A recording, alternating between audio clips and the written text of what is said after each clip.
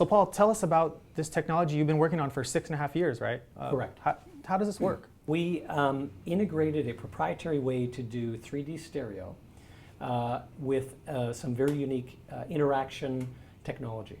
So the ability to know where the person's head position is and re-render models or objects in real time, as well as with the stylus in version 1 of the product, the ability to interact with those objects. So you have 3 things going on. You have the screen, the stylus, and the glasses. Correct. Those are the physical hardware components. Right. In addition to that, we have an SDK, our own software developer kit, and included in the SDK are many user interface tools.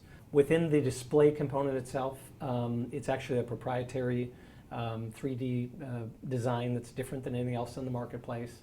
We have our own processing power built into the display that manages all the 3D stereo as well as the tracking. Paul, how big do you see this getting? You have various different verticals, right? What's the potential here?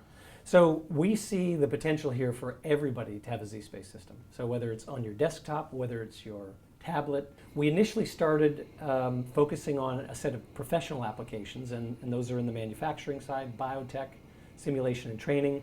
And again, we're also moving more and more into the broader mass market, consumer type education, gaming, and continuing to grow very, very quickly. Mm-hmm. Okay, so you see a real big consumer push on this coming soon? I do. Stay tuned on that one. Okay. So what's the intellectual property and licensing potential here? So there's really 3 levels of, I'll call them intellectual property, I think things that we have good barriers, if you will.